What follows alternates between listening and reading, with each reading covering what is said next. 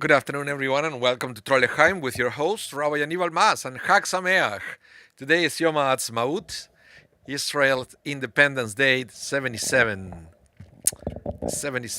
anniversary of the independence of Israel, and we are all celebrating. Very joyous occasion. So thank you so much for celebrating with me, studying Torah this morning. Welcome to Brenda, Amparo, David, Shelley, and whoever else is there. Please say hello. Please say hello. And very happy occasion. Last night was the Greek Academy Song Festival. So it they do it every year for Yom HaAtzmaut, to celebrate Yom HaAtzmaut. The kids, hello Jerome, the kids compose songs and everything. And my son got second place. I thought he was going to win it, but well, nevertheless, the judges disagree and they gave him the second place. We're still happy, very happy that he participated and everything. So welcome Jerome, welcome Angela from Virginia. Well, welcome to Torah L'chaim. And we are going to start in a minute. This is the time where people start connecting. Hold on, everyone. So, yeah. Yom HaAtzmaut. We're going to start, if we have time at the end of the class, a little bit about how Yom HaAtzmaut came to be. Because this is, I know we all celebrate Yom HaAtzmaut, but you know the Yom HaAtzmaut is technically is a national celebration in Israel that it was adopted by the diaspora. Something very similar of what happened for Yom HaShoah, for example. If you remember, the Holocaust Day. There are two Holocaust days, and it's always confusing. There is one in January, and there is another one that is always around April or May.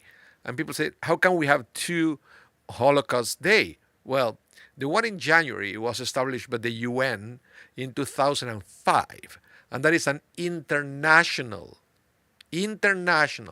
Holocaust Memorial Day, and it commemorates the liberation of Auschwitz by the Red Army.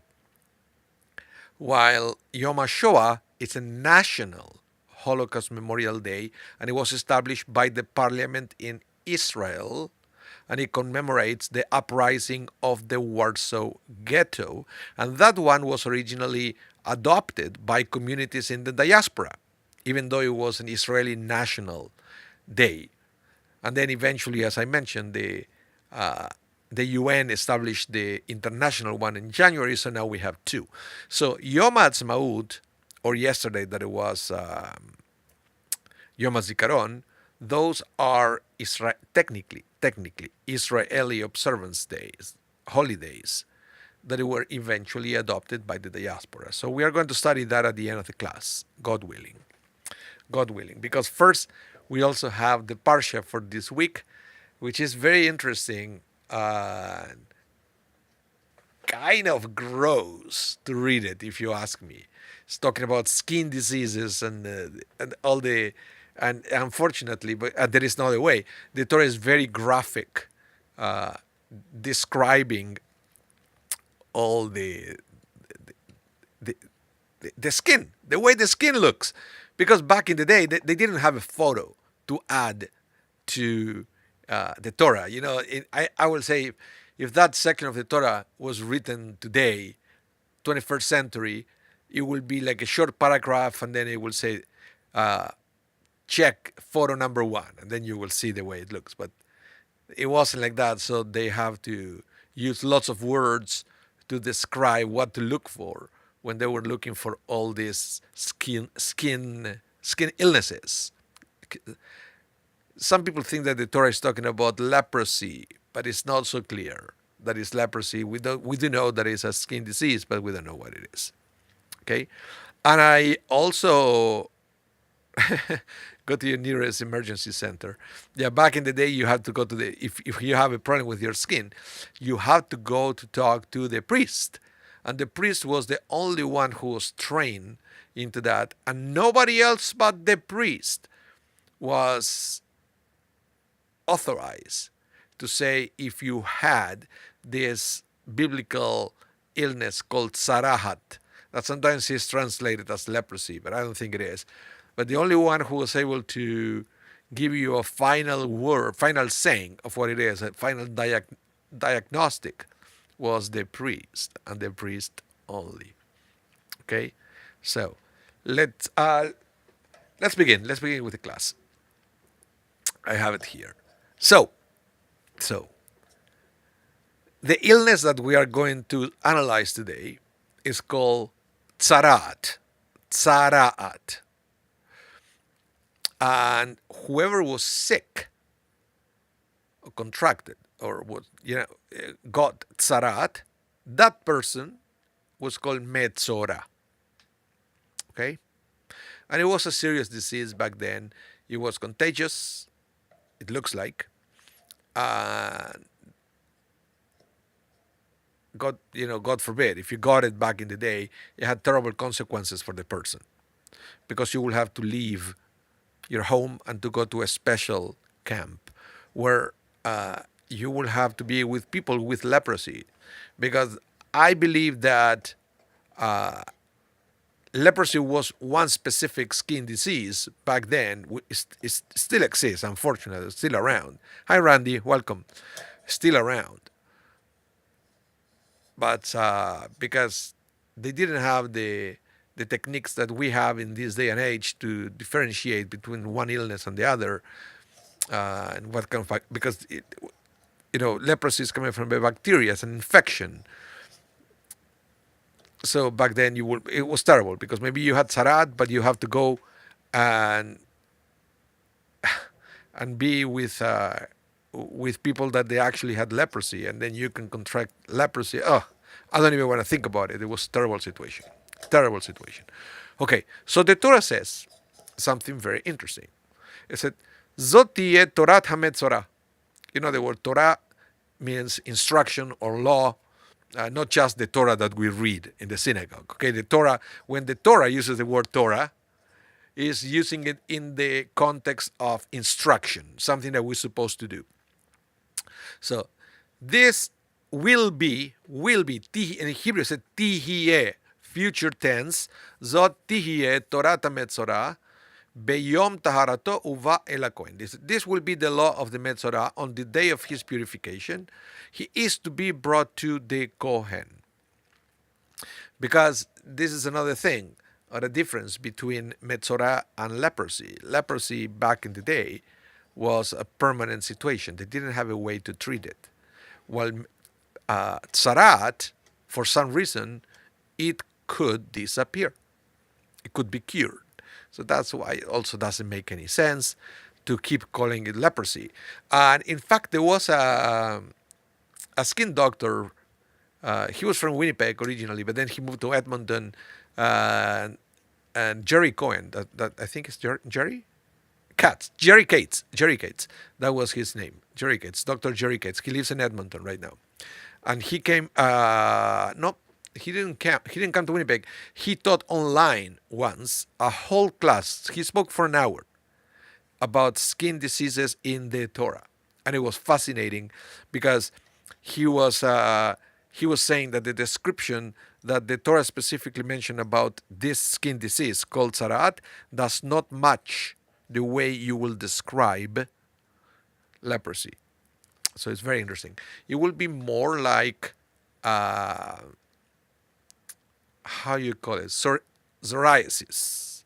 That is more accurate to the description because of the color white and things that the Parsha is mentioning. Okay? Now, but what I want to see here, what I want to show you here, is that the way the Torah introduced this law, according to the rabbis, is very unusual. Okay? The fact that it says this will be the law of the Metzora, Tihye, in future tense, is very unusual because usually the Torah said this is the law. You understand? Not this will be the law, this is the law for the Metzora. So why in this world the Torah will use future tense for this? And that piqued the curiosity of the rabbis who now have to explain the tense of this verse. So let's analyze this.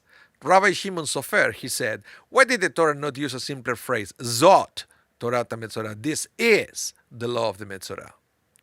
Because if the Torah has stated, this is the law of the Metzora, it would have implied that there definitely will be a Metzora in the future. The Torah did not wish to express such a pessimistic thought, and therefore stated, this will be the law of the Metzora should the circumstance ever arise. Now, sorry, of course I have my coffee. I hope you have your coffee too. For all the new people here, if you have new students in the classroom, this is a typical situation of Torah and coffee, Torah and café, I like to call it, where I usually have my coffee while I teach Torah. I hope you too. I hope you do too. So, Metzora was presented, and we are going to see it in a minute, by the rabbis as a punishment. A punishment for what? Specifically, a punishment for Lashon Hara, which means gossip. So, the punishment for gossip was Metzora in biblical times. We don't have it anymore. So, the fact that the Torah says this will be in the future, in case somebody gossips, this is what's going to happen. But the Torah is hoping that nobody will gossip, so nobody will get it. And then this law is never going to be used, which I think is beautiful. It's a beautiful thing because we all know all the terrible things that we need to experience because of gossip. Families being destroyed and, many different problems that we suffer. Reputations destroyed because of gossip. People lost their jobs because of gossip. It's a terrible thing. It's a terrible thing. That's why the Torah hopes that in the future, this law it's not going to be needed because nobody's going to gossip anymore. Now, of course, what happened is the temple was destroyed, and the rabbis explained that Metzora was a temple-related illness. Without a temple, this doesn't make any sense because this is something you got for a while, then you recovered, then you had to come to the temple, offer a sacrifice, and there was a whole purification things. Welcome, Anastasia. Welcome to the class. Ireland. Oh, what time is in Ireland? We'd like to know. Please, Anastasia, let us know the time in Ireland and the temperature. We here in Canada, we love talking about temperature. Yeah. Okay. So with that in mind, that Metzora was a punishment. Okay. Let's continue. Now, there is another thing that I want to talk to you. Listen to this. Both the onset and the termination of the state of Tzarat are affected only by the proclamation of a Kohen. Pay attention to this because this is beautiful. Okay? Only the Kohen, the priest, can tell you if you got Tzarat or not. If suspect markings appear on a person, they are examined by an expert on the complex laws of Tzarat. Usually, but not necessarily, a Kohen. But even after a diagnosis of Tzarat has been made, the state of ritual impurity does not take effect And the Metzora's banishment, because remember they have to leave the house, they have to go to special camp, is not carried out until a Kohen, a priest, pronounces him impure. This is why even after all physical signs of tzaraat have departed, the removal of the state of impurity and the Metzora's readmission into the community is achieved only by the Kohen's declaration. Let me make a break here because I'm reading here. It's Anastasia. It's 6:20 p.m. Okay, wow. And it's 18 degrees. Okay, not bad. Not bad. Here in Winnipeg, it's 10 degrees. 10 degrees Celsius, and it's going to be a little warmer after. So, but I doubt that Winnipeg we are going to have 18 degrees by 6 p.m. But hey, we dream. Well, welcome from Ireland. That's beautiful. Okay, so understand this. Back in the day, if you suspected that you have some kind of skin diseases, you could go to, quote unquote, a doctor, because they didn't really have doctors back then. Okay, they didn't. You can go to somebody that you think that is a specialist, and this specialist will tell you, will share with you his opinion or her opinion, but then nevertheless, the final saying is going to come from a priest. And then even when you think that you are fine, right, that you are not sick anymore, doesn't matter. The final saying is going to come from a priest. You understand that? This is extremely important, and you are going to see why. The Kohen's function, the priest's function as a condemner, an ostracizer, runs contrary to his most basic nature and role. The Kohen is commanded by God to bless his people Israel with love. Our sages describe a disciple of Aaron as one who loves peace, pursues peace, loves God's creatures, and brings them close to the Torah. But this is precisely the reason that the Torah entrusts the Kohen with the task of condemning the Metzora. There is nothing more hateful to God than division between his children. The Metzora must be ostracized. I mean, you understand that there is no question about this. That the Metzora will have to be quarantined, right? The Metzora must be ostracized because through his slander and tale-bearing, he is himself a source of divisiveness. Nevertheless, the Torah is loath to separate him from the community. So, it is not enough that the technical experts say that he is marked by tzaraat. It is only when the priest, whose very being shudders at the thought of banishing a member of the community, is convinced that there is no escaping a verdict of tzaraat, that the Metzora is separated from these people. And it is only when the one doing the banishing is suffused with loving concern from the banished person that the penalty will yield a positive result, the repentance and rehabilitation of the Metzora. So, hi Ashira, welcome to the class.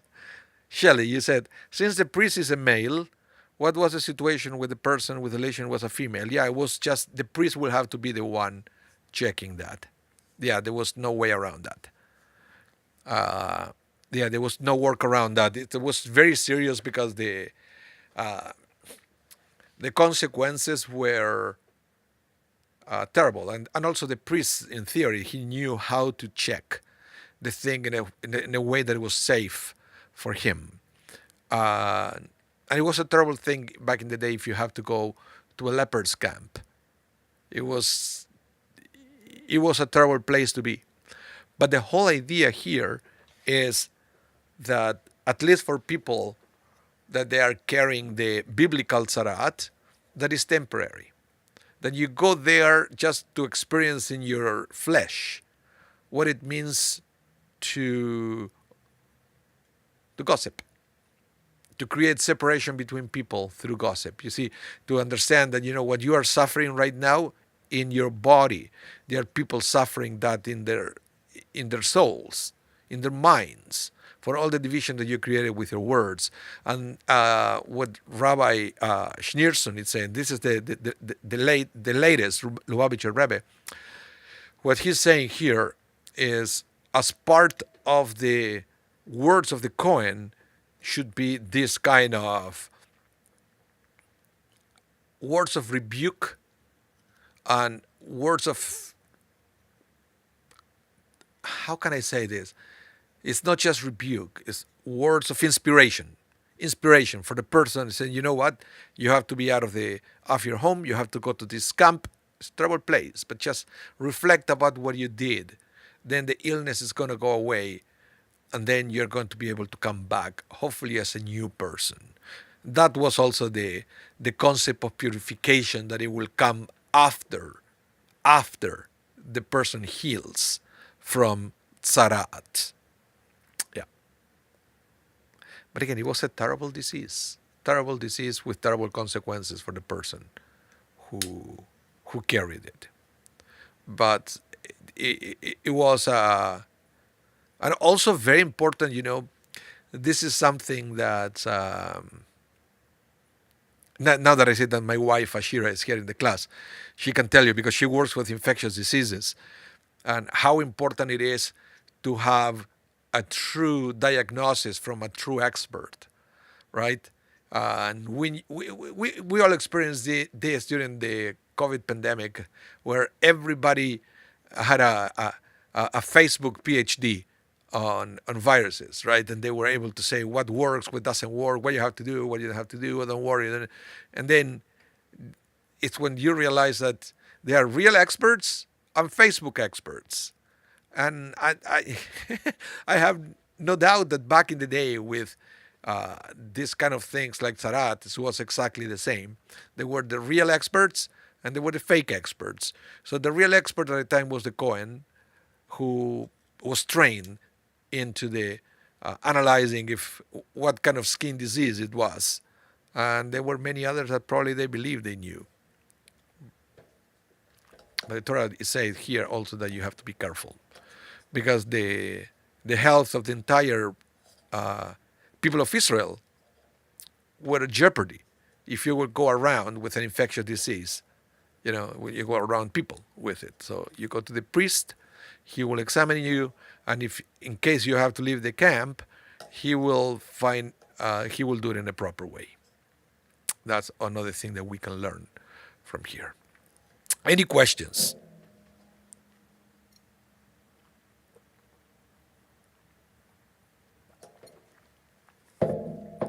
No questions. Okay.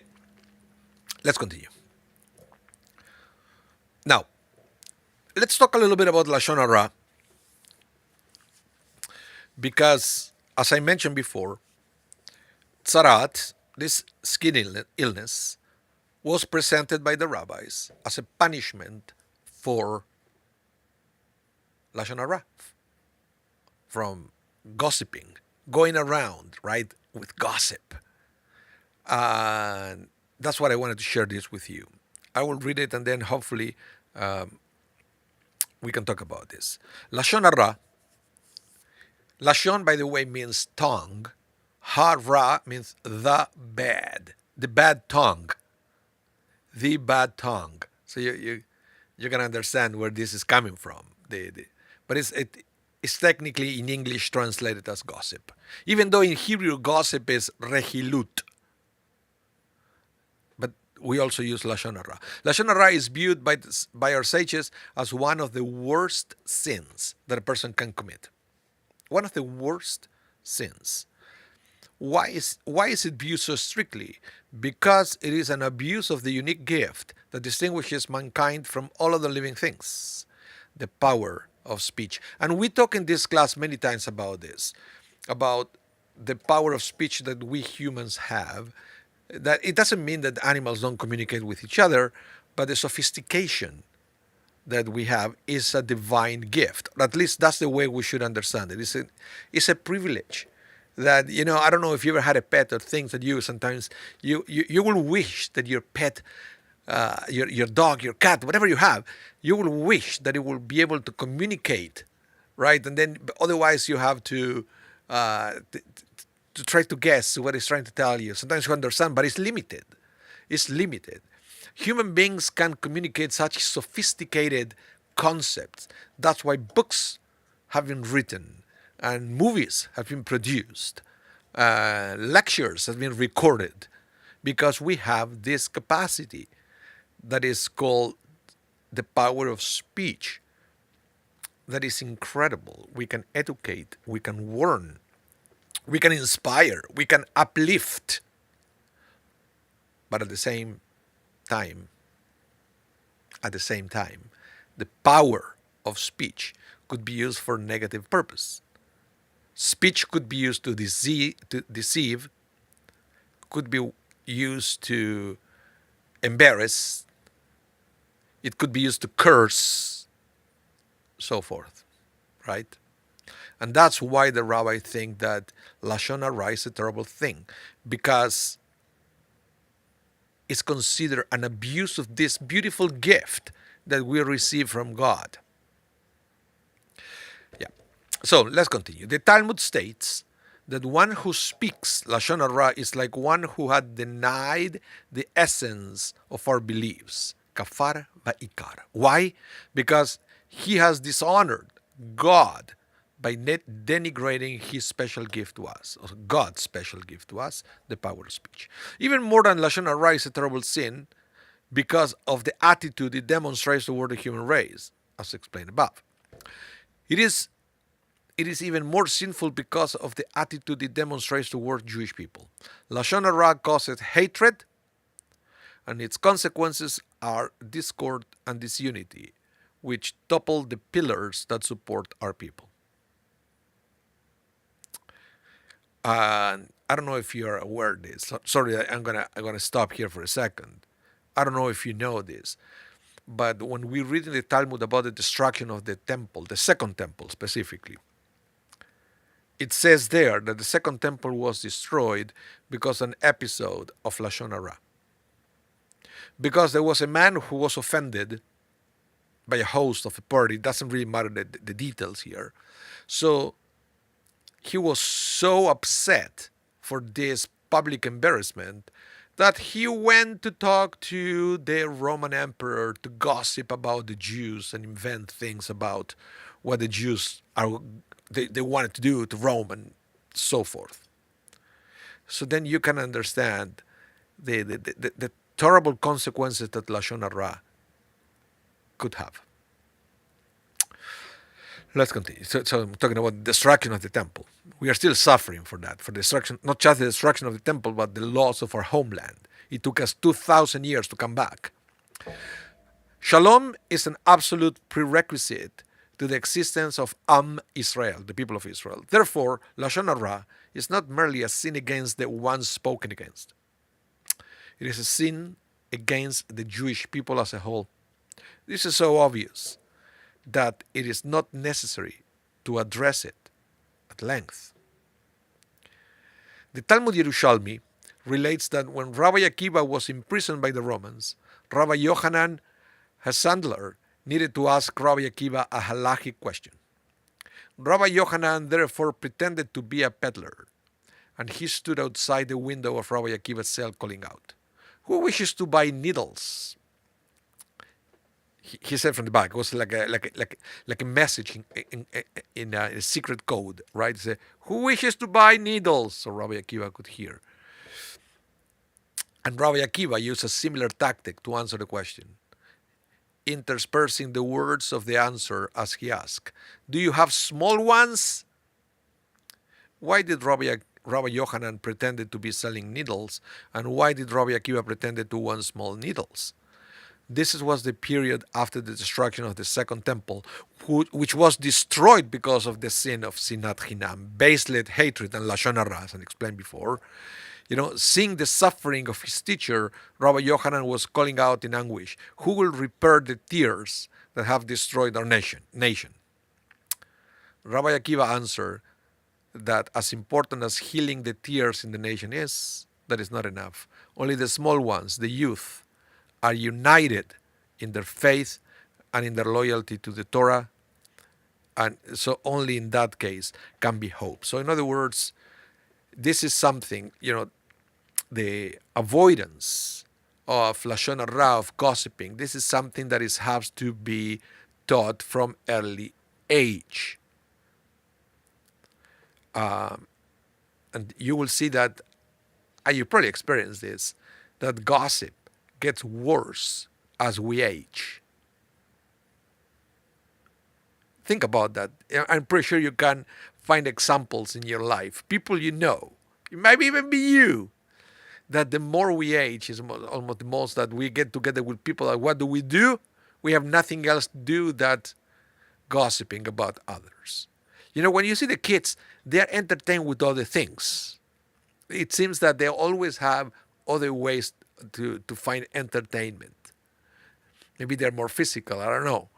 But so that is the moment for us to teach them that gossiping is wrong. And look what happened if God forbid, you develop this tendency or this bad habit of gossiping about others.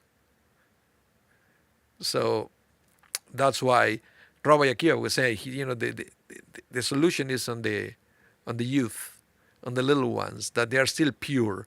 They don't know what gossip is. And that's why this week's Parsha opens with a word that's saying, in the case that you have a Metzora, in the case that you have somebody who committed lashon hara and was punished. But it doesn't have to be that way. Maybe, I don't know, we have the responsibility to teach this to kids when they are still kids. No, wait until they are adults, and sometimes it's too late to stop these bad habits, because we all know how difficult it is to change even one bad habit. And the bad habit of gossip seems to be one that is very, very difficult to break. I have a question here that I haven't addressed from David Grossman. And you asking, wasn't Moses' sister Miriam briefly banished because of something like Tzarat? Correct. She was punished by Tzarat, with Tzarat, for the same reason, because she gossiped. Who can remember what was the gossip of Miriam? Use the chat to let me know. This is a perfect example of what I'm talking about here, and how lashon hara, it's a way for us to create separation. Let's see who is the first one to answer the question. What was Miriam's sin? We all know that it was lashon hara, but what was the specifics? Let me know in the chat, and we'll give you a minute to type.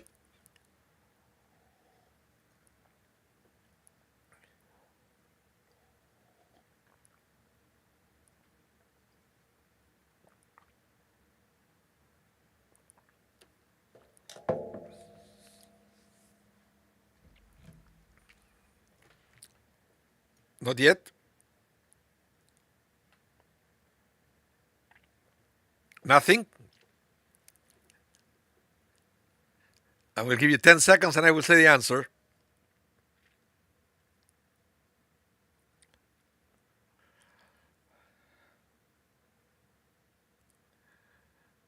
Okay. Jerome, you said called Moses' wife black. Yeah, something like that. Basically, the Torah is very specific, says that that Miriam was talking about Moses' wife, the new wife, and by saying specifically that she was from Ethiopia, so a black woman. Maybe she didn't like that. We don't know, but it was something negative. So basically, let's try to analyze the words from a psychological point of view. Words of Miriam. Clearly, she didn't like the fact that Moses married an Ethiopian woman. So by talking about that with others, she wanted to convince others to have the same feelings that she had about Moses' new wife. And that's what I'm saying, that lashon hara, what it's trying to do, if you analyze that, what he's trying to do is to separate people.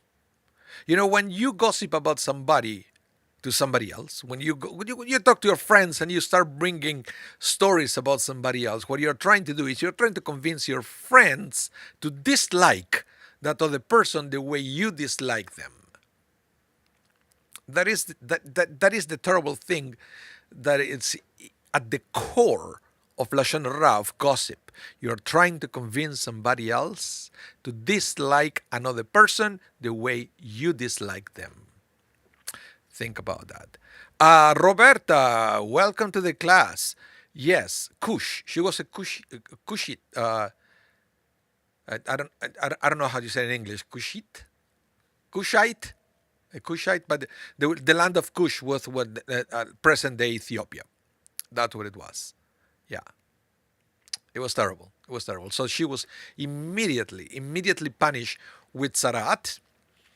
The difference is, in this case, Moses prayed for her, and it's interestingly, it was the shortest prayer in the Bible. All what Moses says, El Narefanala, please God heal her, and she was instantly healed, but she still had to go through the purification. She has to be isolated. She has to be out of the encampment for a while, and then she has to go through the process of the purification, etc. So she still had a little bit of the punishment to feel what it is to gossip about somebody else and to understand that it was a bad thing, what she did. So yeah, very good, Roberta. That is, she was from Cush. How did she join the Jewish people? We don't know. We don't know much about how she ended up there. Was she one of the people who left Egypt with them? Did Moses meet her in the desert? We don't know. We don't know anything about that woman. We only know that Miriam didn't like her because she was from Cush. Period. So, yeah, she was severely punished because of that. By the way, these words that Moses said, El Narefanala, there are some Misheverach for healings that we sing in synagogues that they contain that word, that phrase, El Narefanala. The one we sing at Shaare Zedek every Saturday, El Narefanala, El Narefanala. So, El Narefanala, there are many healing songs that they were written using those words because it's considered one of the most powerful prayers in the entire Torah. Why? Because it was so short and so effective, in the sense that, when we want our prayer answered, we don't need to go and pray for 2 hours. Sometimes all it takes is a few words a few words pronounced or said with intention, with kavanah. That's all it takes. That's what happened. Let's continue here. Now, let's continue with the next thing that we are going to see, that this tzarat that happened on the skin could also happen on clothing or walls, the walls of the houses. I will read it from the Torah, and then we analyze this, because this is very interesting. The Lord further spoke to Moses and to Aaron, saying, when you enter the land of Canaan, which I give you for a possession, and put a mark of leprosy, well, it says leprosy here because, remember, this is not a good translation. It's tzarat. Okay, in Hebrew it said nega tzarat, a mark of tzarat, not leprosy. Put a mark of tzarat on a house in the land of your possession. Then the one who owns the house shall come and tell the priest, saying, something like a mark of tzarat has become visible to me in the house. The priest shall then command that they empty the house before the priest goes in to look at the mark, so that everything in the house need not become unclean. And afterwards the priest shall go in to look at the house. And then, long story short, after the priest would analyze that, it could mean that removal of part of the house to the complete demolition of the house, depends on the severity of that. But it was interesting that Sarat could be something that will affect also property. Also property, not just the skin. And why this is so important, listen to this. Listen what this rabbi explained. When one seemingly has a blemish or sees a blemish in his own house, he has no right to declare it as such. He may have a problem, but should never declare it until seeking spiritual confirmation. One may think it is a blemish. It may even appear as a blemish, yet until confirmed by the compassionate Kohen, the priest, it is only like a blemish. Like a blemish. Not a blemish, but like a blemish. However, until confirmed with counsel, it is not. If one goes to the Kohen and learns to utilize the impairing experience to grow, to become more patient, more understanding, and perhaps more sensitive to others, then the hindrances that he or she experiences may be troublesome. They may even be disheartening. They may even be like a handicap. But they are truly not. So this is interesting because the fact that the Torah says like a blemish, in my, he said, I think I have like a blemish in my house. Now the rabbis understand this as a metaphor.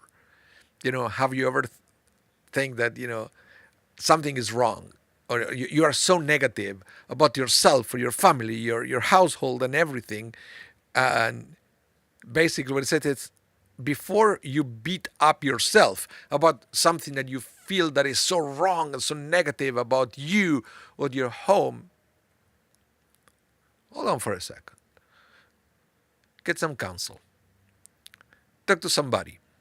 And then you realize that maybe you are making a big deal out of something that is nothing. Right? Sometimes what you have to do is to, more than to get fixated on that flaw, that blemish, instead of get fixated with that, with the proper guidance, you can start counting blessings, and you realize that you thought it was such a big deal is nothing. It's nothing. So that's why it's so important to seek the right counsel. The right counsel in this case. But now this is when you understand the blemish, the tzarat and a house as a metaphor. Okay, as a metaphor. But there is more, according to the rabbis, that we can learn from this episode of houses getting tzarat. Listen to this. The Rambam will say this. Hashem, God, in his mercy first strikes at inanimate objects, one's possession. So what the Rambam is saying is that people who got tzarat on the skin, usually before they got it on the skin, they will get it on the house or in a cloth, right? As Brenda, as you said, black mold, maybe, who knows what it was? Who knows what it was? But it was something that it was specifically sent by God. So, but before you get it on your skin, you got it on your walls. You got it in your clothing. So, what Rambam says, Hashem in his mercy first strikes at inanimate objects, one's possession. The discoloration first appear on the walls of a home, forcing the affected stones to be removed and destroyed. If that event does not succeed as a wake-up call and the person continues his malevolent activities, Lashon Hara, then his clothing is affected. If that fails, eventually the flesh is transformed and white lesions appear, forcing the afflicted to leave the Jewish camp until the plague subsides and the Kohen declares him acceptable to return. What about this? So, this is something that we also have to learn as human beings. And to read the signs, to be aware of things around, and don't wait until the problem is so big that there is no fix for it. We have to learn to be aware of small signs at the beginning, right? Specifically in the case of Lashon Hara, we have to learn, we have the opportunity to stop before it becomes something so bad that is out of control. And that's why the Rambam, remember who was the Rambam, right? He was a physician himself, but he was also a philosopher, a rationalist. He's trying to understand this from a rational point of view. Why will you get first tzarat in the walls, then in your clothing, and then in your skin? He was saying that God is actually doing you a favor. And I'm pretty sure if you get to destroy part of the house, you will be pretty upset. But if you realize that that could be your skin instead of the wall, I'm pretty sure you won't be upset anymore. And you will understand the lesson in a way that is not affecting your health and your family relationships and so much more. So this is very interesting what he's saying here, right? Now, Rashi will expand this, and he will say the first stage of tzarat, the home, is actually a blessing in disguise. Tzarat on a home can indeed bring fortune to the affected. As the Israelites were approaching the land of Canaan, the inhabitants, figuring that one day they will reconquer the land, hid all their gold and silver inside the walls of their homes.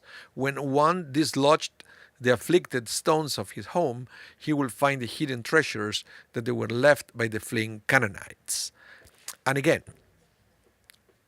beautiful story of Rashi, but I think Rashi here is presenting a metaphor. That when you correct something in your life that is wrong, because you realize that it's wrong. Now you are seeing the problem, you are understanding the problem, and you're removing that problem the way that you remove the stone, right, from the wall. You're removing that problem out of your life. That's when you find gold and silver inside the walls of your home, inside your life. I think it's a beautiful metaphor that Rashi is presenting here. That's sometimes a challenge that we may have. Once we overcome the challenge, we have the potential not just to be back to normal, but to be in a better position. We can be a better people after we deal with whatever we have in front of us. That's what Rashi is actually saying. And I'm seeing here that we have very little time, so I wanted to talk a little bit about Yom Ha'atzmaut here. Oops. Here. Yom Ha'atzmaut. Because today is Yom Ha'atzmaut, and I wanted you all to understand where it is coming from and why we celebrate this. And it's a beautiful celebration. And it's going to be a beautiful party tonight at the Asper campus. So hopefully everybody will be there. We will be celebrating with family, friends, community. It's going to be fireworks at the end, I believe. It's going to be amazing. Okay, so Yom Ha'atzmaut, Independence Day. So Yom Ha'atzmaut is the national day of Israel, commemorating the Israeli Declaration of Independence in 1948. It is celebrated on the 5th of Iyar, corresponding to the Hebrew calendar. Independence was declared 8 hours before the end of the British Mandate of Palestine, which was due to finish on 15th of May 1948. The new state was quickly recognized by the Soviet Union, the United States de facto, right away, and many other countries, but not by the surrounding Arab states, which marched with their troops into the area of the former British Mandate. Okay, so there was, but you have to understand that is that at the time was the 5th of Iyar, and that is very, very, very important because today is the 3rd of Iyar, not the 5th. So I said, whoa, wait a minute, it's not the 5th. So if today is not the 5th, why are we celebrating Yom Ha'atzmaut today if it's the 3rd? Yom Ha'atzmaut is supposed to be 2 days from now, right? What's going on here? Well, that will be a good question, and I will explain in a minute why. It's because we cannot observe Yom Ha'atzmaut the day before Shabbat or on Shabbat, or the day after Shabbat. So it has to be moved. Just because if it's on Shabbat, it will be impossible to do all the things that people like to do on Yom Ha'atzmaut, like parties and things because of all the restrictions of Shabbat. If you do it the day before Shabbat, then it will affect people's preparation for Shabbat. If you do it right after Shabbat, then you cannot set up things for the celebration because it's Shabbat the day before. So it's too complicated. So Yom Ha'atzmaut gets moved 2 days before Shabbat or 2 days after Shabbat. And that's why the situation that we have Yom Ha'atzmaut on the 3rd. So, an official ceremony is held every year on Mount Herzl, Jerusalem, on the evening of Yom Ha'atzmaut. The ceremony includes a speech by the Speaker of the Knesset. Knesset is the Israeli parliament, artistic performances, a flag of Israel forming elaborate structure, such as a menorah, Star of David, etc., and the ceremonial lighting of 12 torches, one for each of the tribes of Israel. Every year, a dozen Israeli citizens who made a significant social contribution in a selected area are invited to light the torches. Many cities hold outdoor performances in city squares featuring leading Israeli singers and firework displays. Streets around the squares are closed to cars, allowing people to sing and dance in the street. So, and there is one more thing that I wanted to teach you about Yom Ha'atzmaut, and this is very interesting. I want to read it first and then I will explain. In response to widespread public feeling, the chief rabbinate in Israel decided during the 1950 to 51 that Yom Ha'atzmaut should be given the status of a minor Jewish holiday on which Hallel be recited. So in other words, the rabbinate decided to make Yom Ha'atzmaut at the same level of Hanukkah and Purim. I don't know how many of you actually realize that. Hanukkah, Purim, Yom Ha'atzmaut, they should be at the same level. And if you have a conservative Siddur at home, you will see that for the Amidah, for the silent prayer, for Hanukkah and for Purim, there is a paragraph that starts with the words Al Anisim, for the miracles. And in the conservative Siddur, there is a third paragraph for Yom Ha'atzmaut that also starts with Al Anisim, for the miracles. Okay? So the only thing is, back in the day, in 1950-51, the chief rabbinate said, yes, it should be like a minor Jewish holiday with Hallel, but the decision was that it should be recited the Hallel without the blessing. So, kind of that, without the blessing is symbolic. It's more symbolic than real. So, and even the without a blessing, that gave rise to a bitter public dispute with Agudat Israel, an ultra-religious party rejecting the notion of imbuing the day with any religious significance whatsoever. But religious Zionists believe the blessing should be obligatory. Okay, so the thing that for Agudat Israel, for example, and other ultra-religious parties, they didn't believe that like a secular authority, like the Israeli parliament, will have any authority to create, Ben-Gurion was not a rabbi or a sage or a Talmudic scholar to create a new holiday. So they rejected that. Okay, yeah, Israeli Independence Day, we are going to celebrate, but don't come to tell me that Yom Ha'atzmaut should be at the same level of Hanukkah or Purim, right? But you should know that for many Zionist religious parties in Israel, or groups, I say groups and not parties, because many of these Zionist religious, they are not present in the parliament per se, so, but they actually believe the same way that we at the conservative movement believe that Yom Ha'atzmaut is at the same level of Hanukkah and Purim, and we do recite Hallel with a blessing. The rabbinate also ruled that they were unable to sanction instrumental music and dances on this day, which occurs during the Sephirah period. So, in other words, that there is a restriction in the Jewish calendar of not having parties between Pesach and the 33rd day of the counting of the Omer. Remember, there are 50 days between Pesach and Shavuot, and the first 33 days are a semi-mourning period. After you reach the 33rd day, it's called Lag BaOmer, there is a big party, and then the mourning ends. The problem is Yom Ha'atzmaut falls before that, but people wanted to celebrate.